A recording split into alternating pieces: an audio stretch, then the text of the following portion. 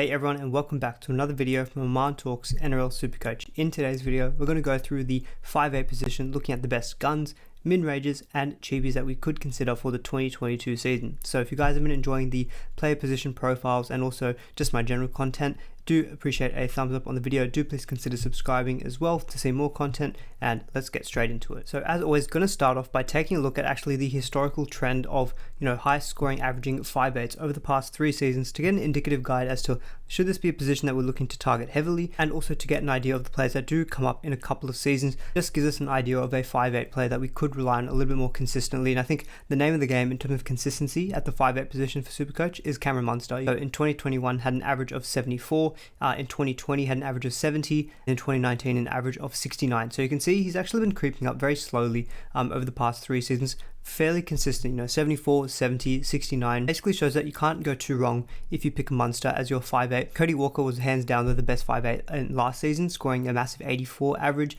Luke Keary is also there, but also in a very small sample size of only 3 games. You can see Adam Dewey, when he was playing in the centre wing and the 5'8 for the West Tigers, was very, very effective for SuperCoach purposes. Goal kicking, unfortunately, he's going to be out for what looks to be about rounds 9 or 10 of the season, so we can't really consider him to start off with. So really Munster and Walker, I think, are the premium kind of guns from last season who we could potentially consider. Looking at the other seasons, again, Cody Walker pops up in both seasons as well, with an average of 74 in 2020 and 65 in 2019. So he's definitely been creeping up quite a bit in average over the past few seasons. Brimson has snuck in there as well with a 74 average in 2020, although that also again was off a small sample size. So he's definitely going to be someone we'll consider as well. What this shows us is that there's around 3 to 4 5'8s, every season that will come up in the top 20, and it looks like Cody Walker and Munster are the ones that probably are the most consistent that we can rely upon. Obviously, they're going to be quite expensive. There's going to be some positives and negatives about them. So let's get into the gun 5'8s to consider. So taking a look at the guns there, you can see 2 of the top 3, Cody Walker and Cam Munster, did very well last season in terms of the overall scoring and the stats. Cody Walker was by far the best, and you can see that creative stat was just insane. 46 he was averaging per game last season, and that was just on the Rabbitohs being such a high point scoring team. And obviously, when they're in full flow, the Rabbitohs can pile on the points onto opponents. It's going to be a little bit more of a question mark maybe this season as to how they're going to go maybe initially. There's not going to be any Wayne Bennett coaching. They've lost Dan Gagai. There's no Adam Reynolds as well to kind of steer the ship. So there's going to be a bigger load on Cody Walker to begin the year. And obviously I do have faith that players like Cody Walker can turn it around, especially with the growth of Latrell. Bearing in mind though that Latrell is going to be out for the first couple of rounds of the season due to suspension, and the Rabbitohs on paper don't have the best start to the season as well. 3 of their first 4 fixtures are against the Storm, the Roosters and the Panthers. So I think targeting Cody Walker at the beginning of the season in the first month, I'm not sure if that's the right play, given that he's got such a high price at 735k, being priced at that 84 average. I do expect for the first month he won't quite meet that in my opinion. So I do think that we can see potentially a discounted price for Walker to begin the season. Therefore, you can pick him up a little bit later. The Rabbitohs do go on a very nice run of games though from round 5. So he's definitely someone I think you want to target at that point in time when there's easier opposition. It gives him around a month to gel a little bit more with the team, have Latrell back, get a little bit more embedded into the new system, and in turn combining that with the very soft draw from rounds 5 onwards, I think that's definitely a time that I want to kind of look at Cody Walker. You can see he was actually very consistent last season as well. So looking at that table below me, the C.V is the coefficient of variance. We want that number to be lower, and so he was quite consistent at 0.35 in comparison to a lot of the other 5'8s, and 77% of the time he was scoring over 60 points. So we knew he had such high ceiling. He was getting 150s at some point in the season as well. So 100% will be someone I will consider during the season, but not to begin the season. I think he's too expensive with too difficult of the first month to begin the year. Dewey is obviously a great consideration if he weren't injured, because he does goal kick, but unfortunately he is injured. But you can see though, he had a lot of points from goal kicking, and to see the scoring column for him is quite a bit more than the other 5'8s on offer here. So Dewey, 676k, obviously can't really start the season with him, but definitely just one to keep in mind when he's looking back for the Tigers, I think though. Munster is an interesting one. I think he's probably the most realistic kind of gun 5'8 that you probably could start the year with, although he won't feature in round 1 due to suspension. So it is a big question mark. Do you hold Cameron Munster for that first round, sitting on your bench, bearing in mind that you might also be carrying the likes of a Harry Grant as well from the Melbourne Storm. Given that Munster does also come back in round 2 to the Rabbitohs and then the Eels, they're not the two best games on paper, but then the Storm do have a nice run of games as well from rounds 4 onwards. So I think Munster always will offer you good consistency. You can see his C.V of 0.29 is lower than a lot of the other 5/8s. He's extremely consistent. 78% of the time he scores over 60. His highest score of the season was 105, and that was his only 100 plus point score, and his lowest was 39. Again, shows you that consistency. A lot of that is down to that really nice base stats that he has. He has a 32 base stat per game, which is very, very solid for a 5/8. So he's not going to give you any kind of bad scores. You obviously know what a talent he is. It just hasn't really translated, I think, for SuperCoach. And we've seen over the past 3 seasons, he's kind of hovering around that 69, 70, 74. Maybe he upticks that again to like a 76, 77 based on that trend. I just don't know if he's going to smash out like an 85, 90 average potentially. Whereas Cody Walker, again, maybe he doesn't quite hit the 85, but he definitely has the higher upside, in my opinion. And I think the fact that you aren't able to feature him in round 1, especially if you want someone like Harry Grant, who I do think at the hooker position is more important than, say, the likes of a Munster at the 5/8. I just don't know if I could advocate actually choosing Munster from round 1. Definitely someone you can always consider. Is not going to give you any bad scores, but that lack of genuine kind of upside, I think, that we've seen from him last season, whether that bleeds or not into 2022, I think he obviously has the pedigree, but I think we've seen over the past 3 seasons kind of what he's been giving us. Not any bad scores, but no kind of massive scores as well. So Cam Munster, I'm probably going to steer clear from round 1. Definitely someone I'm always going to keep an eye on. Got that good base. He's playing in one of the best teams in the comp. He's one of the star players of the league. But I think to begin my season for SuperCoach, I don't think I'm going to go there. And I think it's a similar story as well with Matt Burton. So you can see him quite negative already on the first 4 5/8s here.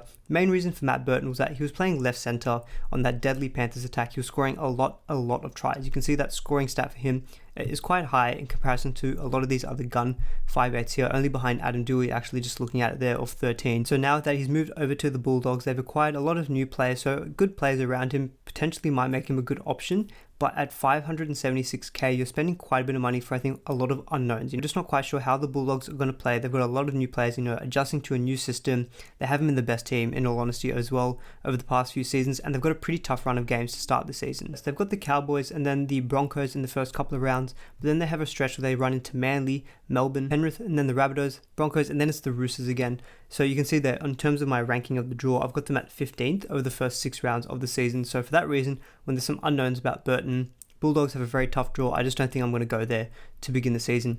Josh Schuster is someone I am definitely considering, though, I think, to begin the year. So didn't speak about him in my second row forward video, and a couple of you guys mentioned that. I wanted to address him in the 5/8 spot because I do think that he is a genuine option at 5/8, and I also felt that the second row forward video had a lot of other options that we could have considered.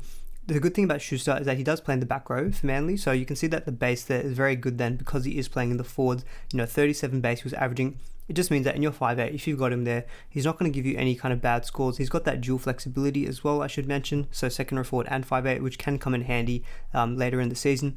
The scoring just wasn't quite there in comparison to a lot of these other 5/8s. He wasn't necessarily scoring that many tries. He was more of a kind of facilitator and a creator.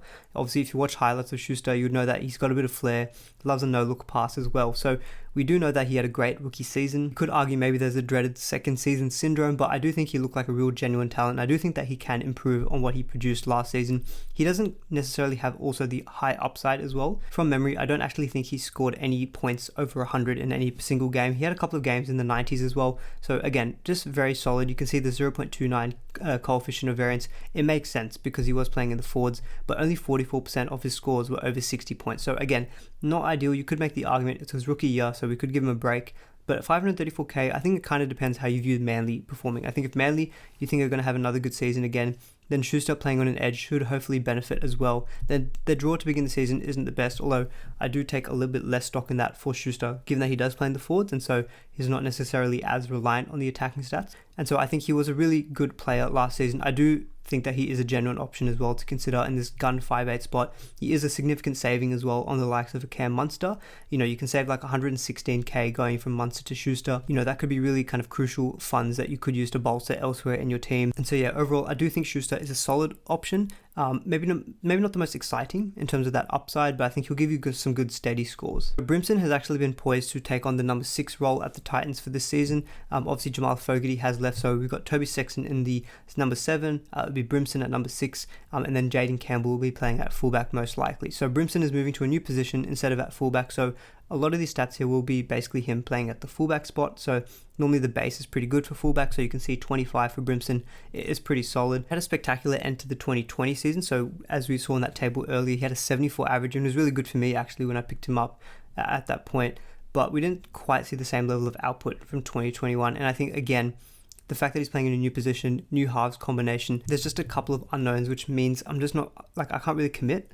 I think for Brimson, when we get onto some of the cheaper options, I don't mind going for them when there's some unknowns because they just cost less money. But when you're paying like 534k for a Brimson, I would just probably make a switch to Schuster instead, because I know that he's going to give a little bit more consistency in terms of his points, given that he's playing in the back row. And I think Manly are overall a better team than the Titans. So Brimson could be an option, but I don't think I'm going to be starting with him to begin the season. Probably someone I monitor, see if maybe if I can pick up when he's slightly discounted, and maybe when the draw really opens up for someone like him. Now Luke Keary, I have spoken about him already in the halfback video, so I won't go into maybe as much detail as I did. I was pretty hot on Keary. I think it's a good price at 528k. I do think the Roosters are in for a good season, and they've got a nice early run of games as well, and he has got dual flexibility, so you can pick him up in halfback and also at 5'8". So I do think that is a definite advantage for Keary.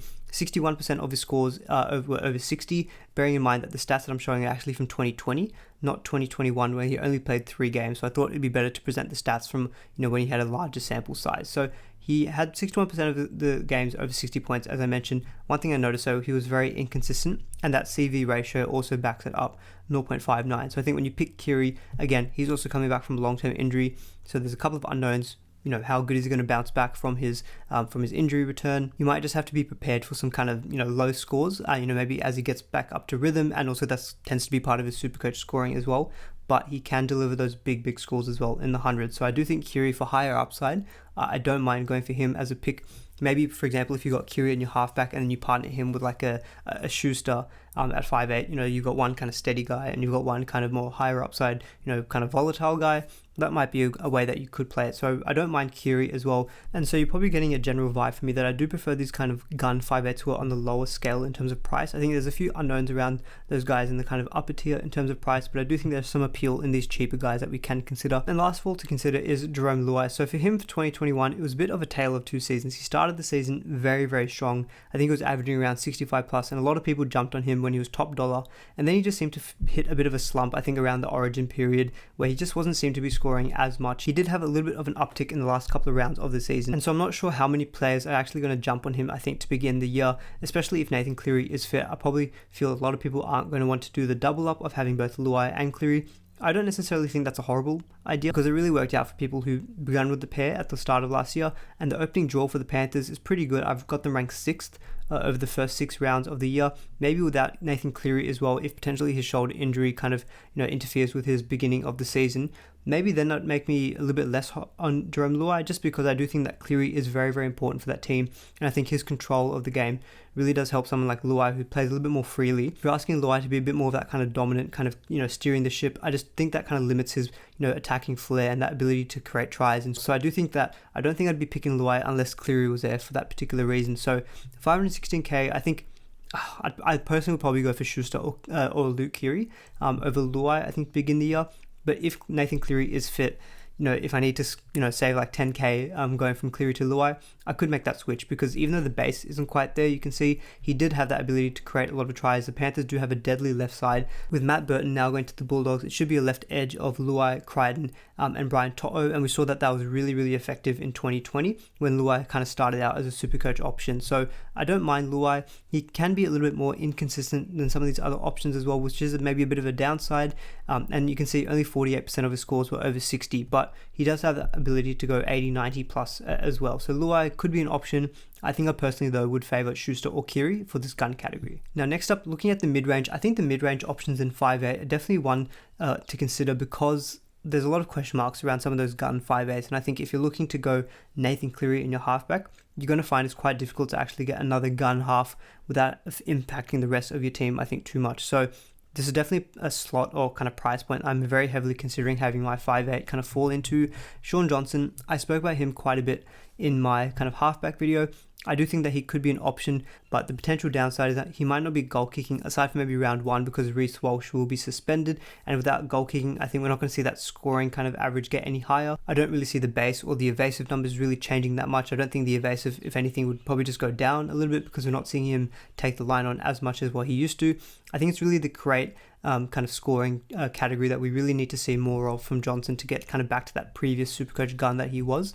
And I think he has the kind of players around him to be able to do that. The Warriors have got a lot of good forwards, and if he's running on an edge, being able to put them through holes and maybe even just potentially getting a lot of force line dropouts with a good forward pack in front of him, he could be able to tick along. He was a 52.7 average last season, and I think if he potentially has that ability to kind of grind out a few more force line dropouts, maybe if he gets goal kicking and if he gets those additional kind of attacking creative stats, we could see that average kind of tick up to around 60 points. And then I think he definitely does offer at least some value as well on his price. And the benefit with him as well is that the Warriors do have a great run to begin the season. So I think if none of those kind of gun 5/8s, kind of tickle your fancy, I think the fact that the Warriors have got such a nice run of games to begin the season, they've got the Dragons, the Titans, the West Tigers and the Broncos in their first 4, and then they follow it up with the Cowboys and then the Roosters. It's not really until round 6 that they get to a tough opposition. So I think Johnson, for that reason, for that kind of mid-range category, I don't mind him at 5'8", or even in halfback as well.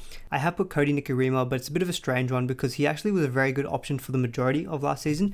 It was only at the very end from around round 17 when he was available for the bye, when yours truly did pick him up, and then he scored a grand total of I think 9. He became a bench utility, mainly playing at the hooker slot. It was just not good for his Supercoach point scoring. So yeah, I really got burnt by Nikorima, and I think unless we know that he's going to be playing at the 5'8", alongside Johnson, whether or not it's going to be Harris Tavita, I'm not 100% sure. Warriors fans, do let me know in the comments below and help me out. I think it's a lot of money to be paying for a lot of unknown, and I think it's just safer to pay 10k less and go for Johnson, who you 100% know is probably going to be the starting halfback for the Warriors. Dylan Brown, I really want to talk about Dylan Brown as well. You can see the first thing that jumps out when you look at Brown is that base stat. 37 he was averaging. That's even higher than the likes of Cam Munster, and that's definitely the calling of him for Supercoach point scoring. He has the best base, I think, of any 5'8". That was one reason why I started with him actually to begin last season. I really liked his base stats. He had a good first year, and I thought that second year, the Eels, again, a pretty solid team. I thought they'd be able to kick on, and I thought Dylan Brown would be able to do even better than what he did in 2020, when I think he averaged around 64. And last season, he averaged like 53. He didn't get like really any kind of attacking stats last season. You can see there the create and the score. I think he scored like, 2 tries maybe, I want to think of, and not really that many kind of line breaks or attacking creative stats. So you can see they're really, really low in comparison to some of those other 5'8s. I think, though, that does spell maybe some good news for Brown, because I think if your base is there, you know that the floor is good, and I think you just have to bet on the fact that can he maybe improve on what was a pretty poor last season for him. Maybe you could argue second season syndrome. He had some controversies around him as well. Maybe with all that behind him, the Eels don't have a bad run as well to begin the first 6 rounds of the season, so I've got them ranked 9th for the first 6 rounds, and they're a pretty good team overall as well. And so Dylan Brown, if you want to take a punt, you could go for Brown. 466k. He did burn me bad last season, I will admit that. So whether I'm not willing to take a second chance on Brown, we'll see, but he could be a bit of a smoky. He definitely would be a kind of pod, point of difference as well. I think the most telling stat there is in the table below me. You can see 26% of the time he scored over 60, so really not that much. We really didn't see the best of Brown last season. Not many scores over 60. It definitely was surprising because that base is so good. So if you can just jag a few more attacking stats, he could get back to that 60 average very, very easily because that base is so strong.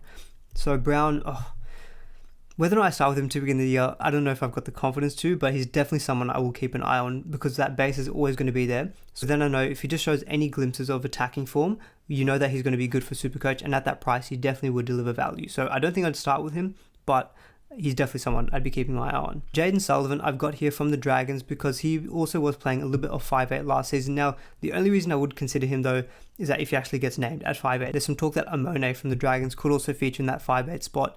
And the fact that he's 388k is a nice price, but the Dragons, I think, in my opinion, do have the worst draw to begin the first 6 games of the season. And I think if Sullivan, there's some question marks around him, I would probably just opt to go for Jackson Hastings from the Tigers instead. He's 30k cheaper, or about almost 40k cheaper.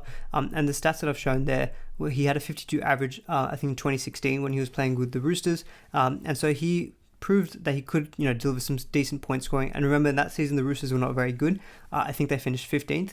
So the Tigers probably aren't too much better than that, and they also have a tough run to begin the year. But if we think that he's goal kicking with Adam Dewey out injured, at 350k, he is definitely a good cut price mid-range option. And Sullivan, I'd only go for him if he's kind of locked into 5'8". Even then though, the fact that Hastings could be goal kicking and with a slightly softer draw than Sullivan, I'd probably just go with Hastings and take that money saving as well.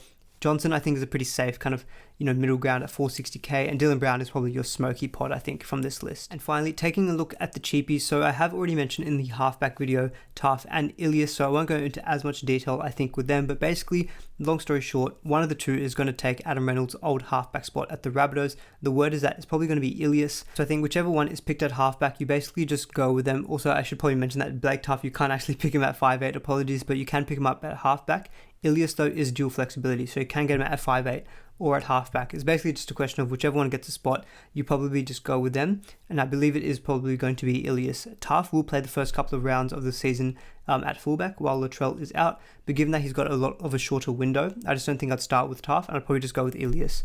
Amon, I just kind of previously mentioned him from the Dragons. If he gets the 5'8" spot, you can also pick him up in centre wing, which is definitely a benefit. If he gets the 5'8" spot, I think at 285k, some decent stats actually that I've put there. So you can see in total what's that, 21, 29, a 33 average from a 285k player.